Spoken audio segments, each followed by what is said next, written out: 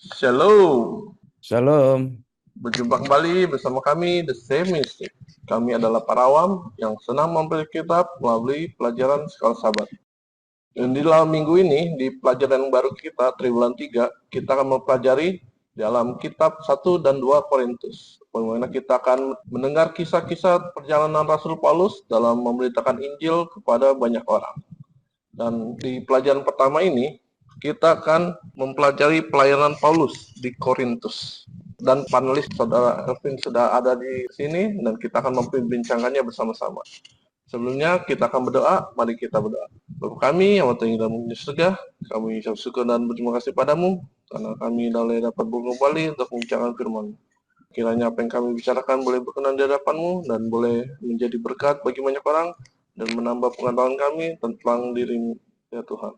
Kiranya Engkau berkati kami, berikan kami kuasa kudus, sehingga kami dapat perbincangannya dengan baik. Terima kasih ya Tuhan, terpuji nama-Mu, di dalam nama Tuhan Yesus kami berdoa. Amin. Sebelum kita memulai, kita akan membaca ayat hafalan kita di dalam Kisah Para Rasul 18 ayat 9 dan 10. Pada suatu malam, berfirmanlah Tuhan kepada Paulus di dalam satu penglihatan. Jangan takut, teruslah memberitakan firman, dan jangan diam, sebab aku menyertai engkau, dan tidak akan seorang pun yang akan menjamah dan menganiaya engkau, sebab banyak umatku di kota ini. Ada seorang misionaris besar di Inggris yang bernama William Carey pernah berkata bahwa ia menambah sepatu untuk membiayai pengeluarannya. Tetapi bisnis yang sesungguhnya adalah memenangkan jiwa. Demikian juga Paulus. Paulus bekerja sebagai pembuat tenda untuk mencari nafkah. Tapi bisnis sesungguhnya tentu saja adalah memenangkan jiwa bagi Kristus. Nah, di dalam minggu ini kita akan mempelajari sekilas pelayanan Paulus bagi jemaat di Korintus. Dan kita tahu bahwa jemaat Korintus adalah jemaat yang banyak masalah ya. Dan itu terjadi pada kita di gereja kita saat ini, di zaman sekarang ini ya. Dan itu hampir 2000 tahun kemudian, tapi memang itulah yang terjadi gitu.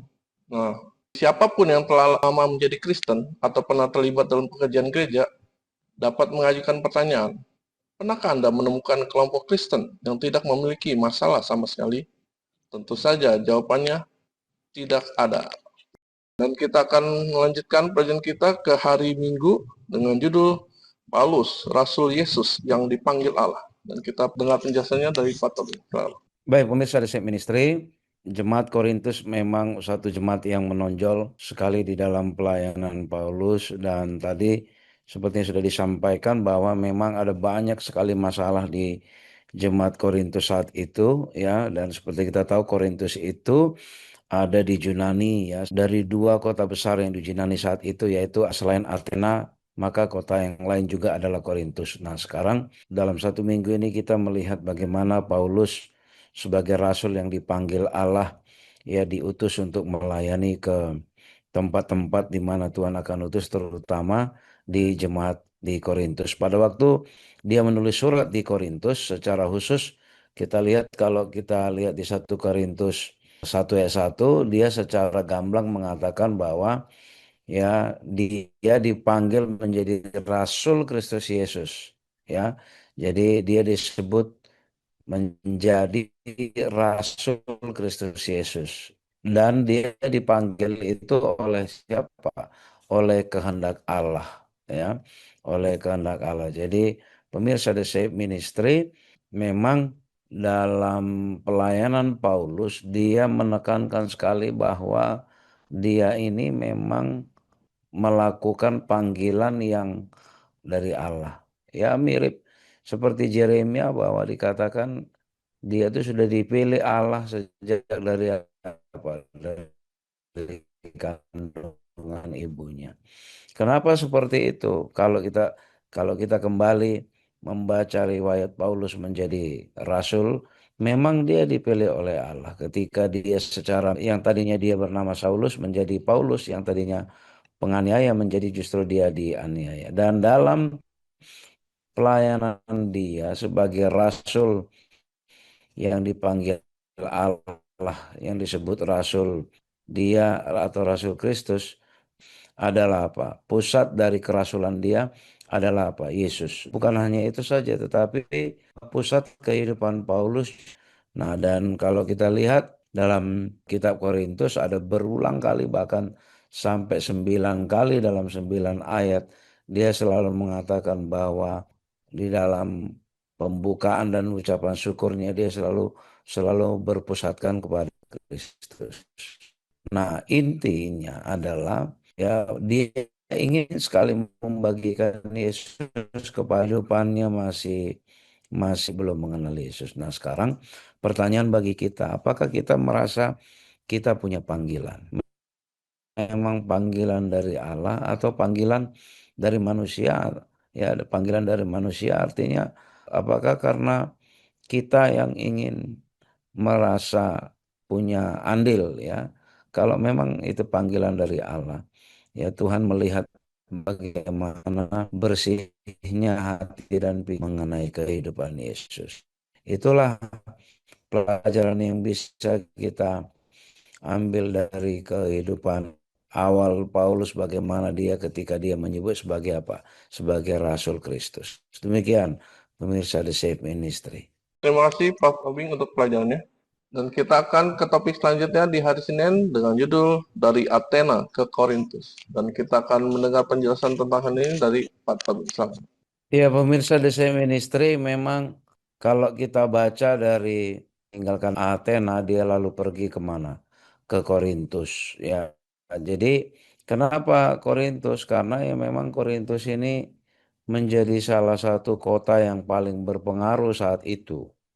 Ya, ketika dia sudah menyelesaikan pelayanannya di Athena, kembali dia ke Berea, ya, dan dia memerintahkan Timotius dan Silas supaya menyusul. Ya, lalu selanjutnya dia mengadakan perjalanan kemana? Perjalanan ke Korintus, kota besar yang lain. Ya, di Korintus dia berjumpa dengan orang Yahudi yang bernama Aquila. Ya, dia dia datang dari Italia dengan istrinya Priscilla. Ini sepasang suami istri ya. Sepasang suami istri. Lalu mereka tinggallah di situ. Ya, Paulus singgah di rumah mereka. Lalu ya mereka bekerja bersama-sama di situ, dan Paulus, apa yang dilakukan Paulus di sana? Paulus dalam membiayai kegiatan misionarisnya, dia melakukan apa? Atau dia berbisnis kemah, ya.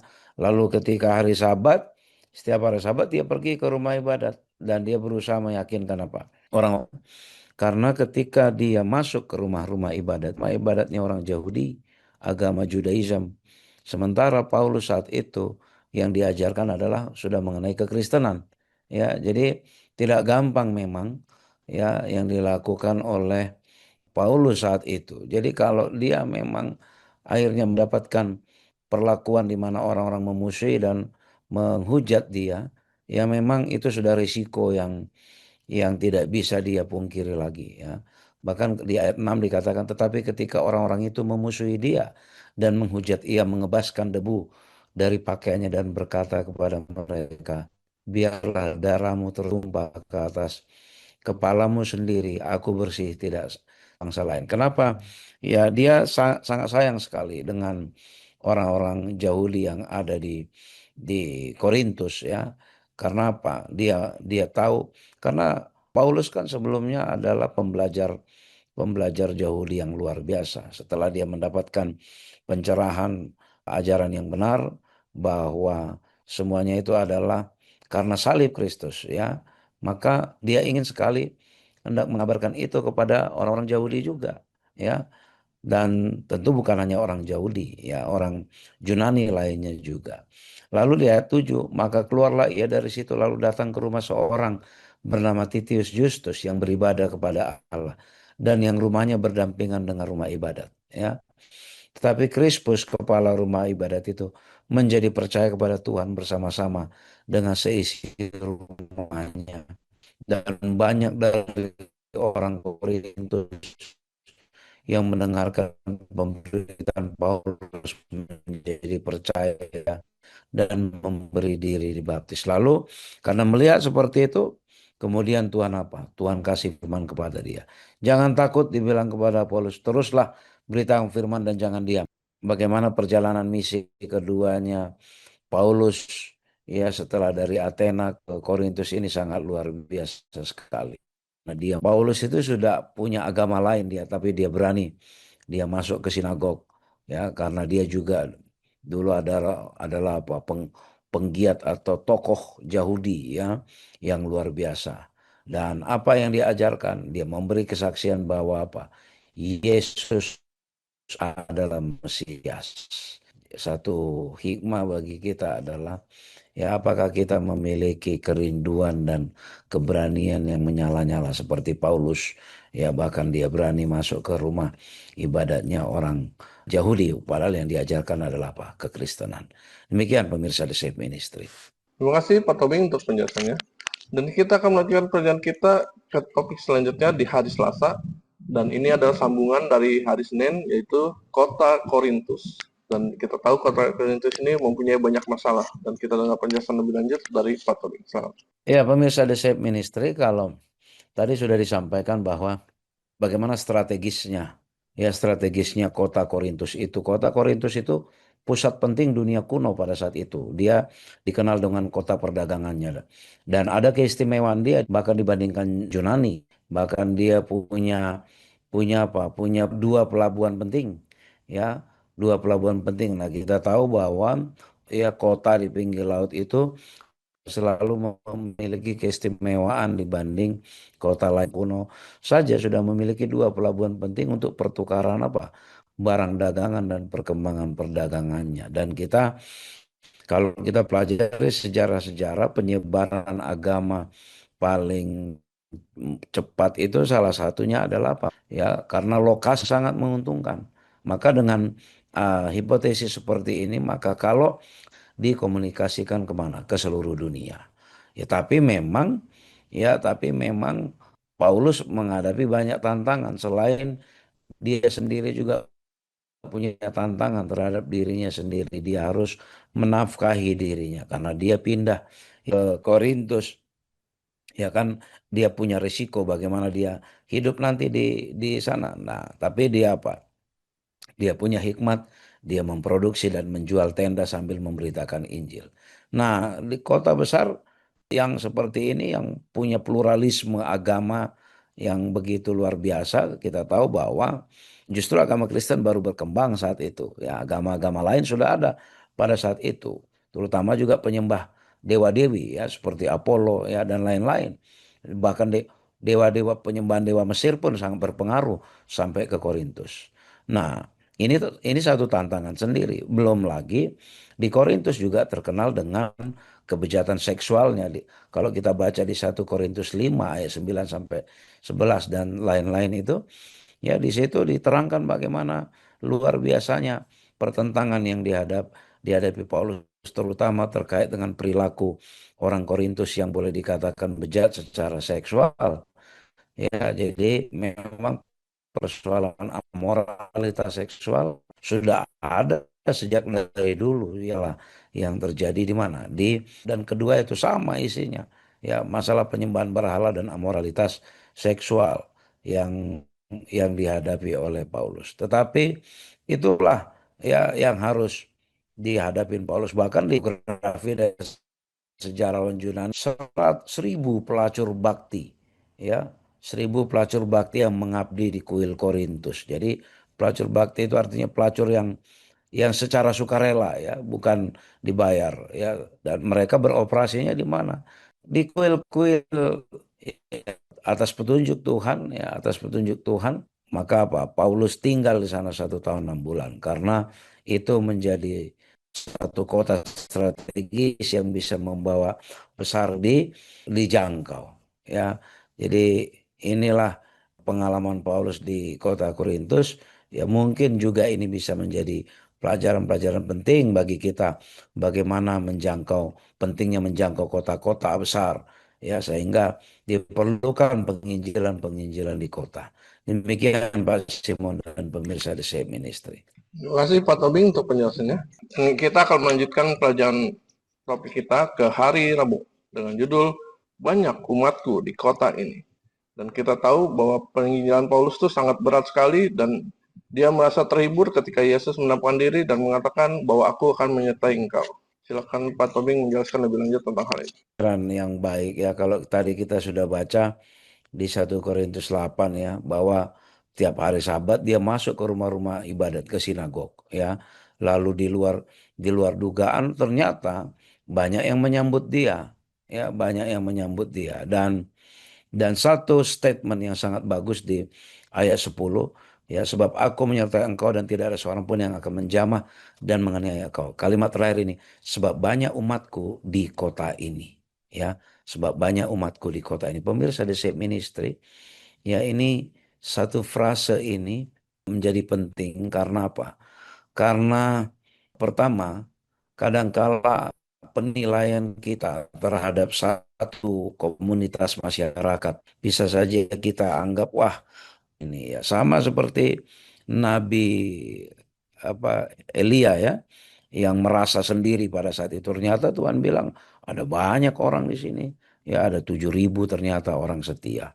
Ya jadi kadangkala kita berpikir bahwa oh nggak ada orang yang benar ini, bejat-bejat, jahat-jahat semua. Tapi ternyata apa? Satu pembelajaran yang Paulus dapati, walaupun memang Korintus dikenal kota tempat orang-orang penyembah berhala, banyak amoralitas seksual di situ. Tapi ternyata apa? Allah bilang jangan takut ya, jangan takut, teruslah memberitakan firman, jangan diam. Ya, jangan diam. Sedali memegang kendali, tidak ada yang perlu kita takutin. Kadangkala kita ya menggunakan kegiatan penginjilan kita. Lalu yang kedua, pelajaran kedua adalah apa yang kita lihat, apa yang kita nilai. Sering sekali sangat berbeda dengan apa yang dinilai Allah. Kita sering menilai banyak orang nggak benar, banyak orang berdosa, atau mungkin kita berpikir nggak ada peluang di sini untuk mengabar Injil.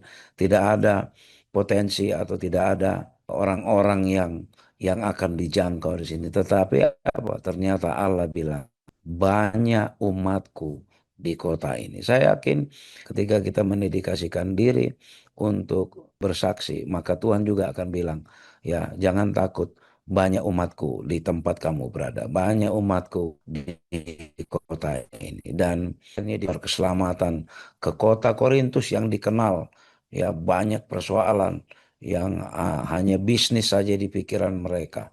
Ya, selain bisnis penyembahan penyembahan berhala. Ya, jadi ini mungkin yang apa namanya, yang menjadi satu pelajaran bagi kita. Jangan kita menggunakan judgement kita, penilaian kita, ukuran kita untuk apa? Untuk menilai satu potensi atau satu peluang masuknya pekabaran Injil Tuhan. Demikian pemirsa The Shape Ministry. Terima kasih Pak Tobing untuk penjelasannya. Dan kita akan menunjukkan topik pelayanan kita ke hari Kamis dengan judul Surat-surat Paulus kepada Jemaat Korintus. Dan kita tahu ini Paulus pindah ke kota lain dan dia mendapat kabar dari orang lain bahwa Korintus masih bermasalah. Silakan Pak Tobing menjelaskan lebih lanjut tentang hal ini. Ya pemirsa The Shape Ministry, apa namanya, masalah yang juga menonjol di situ, yaitu apa? Perselisihan, perpecahan. Ya, perpecahan. Jadi kalau kita baca di 1 Korintus itu ya, 1 Korintus 1 itu ya, ayat 11 misalnya. Sebab saudara-saudaraku, aku telah diberitakan oleh orang-orang dari keluarga Chloe tentang kamu, bahwa ada perselisihan di antara aku, golongannya Apolos ya. Jadi memang kalau kita perhatikan, sepertinya gambaran kota Korintus itu seperti menggambarkan kondisi kita pada saat ini ya. Perselisihan ya, perpecahan, lalu apalagi misalnya di 1 Korintus 4 ayat 14 misalnya. Hal ini kutuliskan bukan untuk memalukan kamu, tetapi untuk menegur kamu sebagai anak-anak yang kukasihi. Apa itu? Sebelumnya di antara mereka juga ada apa? Sumber persoalannya, termasuk masalah apa?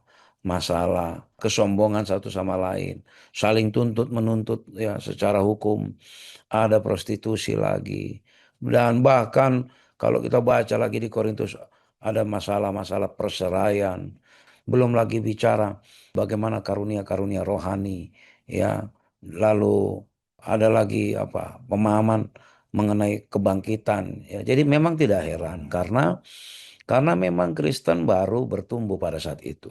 Dan sebelum Kristen bertumbuh sudah ada bibit-bibit ajaran agama lain, ya agama sebelumnya, dan bercampur dengan apa praktek-praktek penyembahan berhala. Jadi pemahaman-pemahaman ini dan kebiasaan-kebiasaan di keyakinan yang sebelumnya sering mewarnai kekristenan pada saat itu, sehingga banyak terjadi perselisihan, perbedaan pendapat, pengaruh budaya lagi ya, belum lagi masalah kebiasaan-kebiasaan dalam praktek ibadah ya. Ini yang menjadi tantangan Paulus itu, makanya Paulus memberi khusus ya surat 2 kali ke jemaat ini, ke jemaat Korintus. Ya karena apa? Dia melihat penting sekali. Ya penting sekali orang-orang Kristen di jemaat Korintus itu diberikan pengertian yang benar. Ya bahkan Paulus juga tidak segan-segan menegur dengan surat yang keras ya ke beberapa orang yang menyebut dirinya para ahli di situ. Nah, pemirsa The Save Ministry, ya ini bentuk kepedulian dari apa? Dari Paulus kepada jemaat Korintus. Ya, kita juga diharapkan apa? Agar kita memiliki kepedulian terhadap orang-orang lain, terutama orang-orang Kristen atau orang-orang yang baru menerima kebenaran Tuhan. Karena akan banyak sekali pemahaman-pemahaman yang mungkin masih bercampur baur di dalam keyakinan setiap orang yang kita sudah baptiskan itu, gitu ya. Jadi ini penting sekali mendapatkan pencerahan supaya diluruskan ya, sama seperti Paulus. Tapi ya memang ada risiko, ya ada risiko di mana mungkin akan dibenci sama seperti Paulus, ya mungkin akan dibenci, akan difitnah, akan mendapat pertentangan. Tapi memang untuk itulah kita dipanggil, agar kita apa? Agar kita menjadi saksi yang untuk memberikan pengertian benar kepada orang lain. Demikian pemirsa The Save Ministry. Terima kasih Pak Tobing untuk penjelasannya. Dan tidak terasa kita akan mengakhiri pelajaran kita dalam minggu ini, dan kita minta Pak Tobing untuk merangkumkan apa saja yang telah kita pelajari. Baik pemirsa The Save Ministry, Paulus fokus mengkhotbahkan Injil di Korintus. Dia benar-benar mengikuti apa yang diperintahkan Tuhan. Ya, dia mulai dari Athena lalu berlanjut ke Korintus. Injilnya itu dia benar-benar fokus untuk apa? Untuk memenangkan orang-orang ya yang belum Yahudi, yang juga apa? Yang belum menerima Kristus sebagai Mesias. Ya, dan juga kepada orang-orang para penyembah berhala. Dan dengan pertolongan Tuhan, di mana Tuhan memberikan satu suara kepadanya agar dia jangan takut, teruslah memberitakan firman. Karena apa? Karena banyak umat Tuhan di kota itu. Pemirsa The Save Ministry, hal yang sama juga bagi kita, bagaimana kita agar kita bisa memiliki panggilan yang benar-benar datang dari Allah. Sama seperti Paulus, dia sebagai Rasul Yesus, dia mengalami panggilan berasal dari Tuhan. Dan ini sangat penting ketika kita benar-benar mendapatkan panggilan dari Tuhan. Maka tidak ada yang perlu kita khawatirkan. Dan bukan diri kita yang kita khawatirkan. Dan bukan nama diri kita yang kita pentingkan. Tetapi apa? Tetapi itu semua akan kita kembalikan kepada Tuhan. Dan sama seperti Paulus ketika dia menghadapi banyak tantangan. Ya, banyak ajaran-ajaran yang dia harus luruskan. Ya, kita juga akan mengalami seperti itu. Kita harus bersabar dan rutin merawat orang-orang yang baru mengenal Tuhan agar mereka mendapatkan pengertian yang benar. Ya, jadi oleh karena pengabaran Injil ini bukanlah satu pekerjaan yang boleh dikatakan 1-2 kali. Ini tapi pekerjaan yang rutin terus-menerus. Tetapi pemirsa The Same Ministry dalam mengabarkan Injil, paling penting adalah apa? Sama seperti Paulus. Dia lakukan itu di dalam kerendahan hati, bukan untuk kepentingan dia. Dan dia bisa meninggalkan kemewahan hidupnya sebelumnya. Bahkan dia menghidupi diri sendiri menjadi tukang tenda. Ya, dia tidak mengeluh karena dia tahu bahwa ini adalah panggilan dari Allah. Biarlah kiranya kemanapun kita pergi itu menjadi satu proyek misi bagi kita dengan karunia masing-masing yang Tuhan sudah berikan. Biarlah kita punya kerinduan yang kuat sama seperti Paulus agar menyaksikan semua pengalaman kita bersama Allah, kita saksikan kepada orang yang kita temui. Demikian pemirsa The Same Ministry. Terima kasih pada para pemirsa yang telah menyaksikan video ini. Biarlah video ini boleh menjadi berkat bagi kita, dan selama 1 minggu ini kita juga telah mempelajari bagaimana kisah perjalanan Paulus dalam mengabarkan Injil, dan kita juga tetap memegang teguh dan tetap berharap hanya kepada Tuhan untuk memampukan kita dan untuk mengabarkan Injil.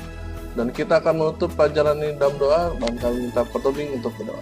Bapa di sorga, terima kasih Tuhan, pelajaran dari pelayanan Paulus di awal pelayanannya di Korintus, bagaimana dia menghadapi kesulitan yang luar biasa karena dia tahu Korintus ini satu kota yang besar di mana banyak pertentangan, banyak persoalan yang dihadapi, tapi oleh karena petunjuk Tuhan dia menjalankan misi itu karena Tuhan berfirman banyak umat Tuhan ada di kota itu.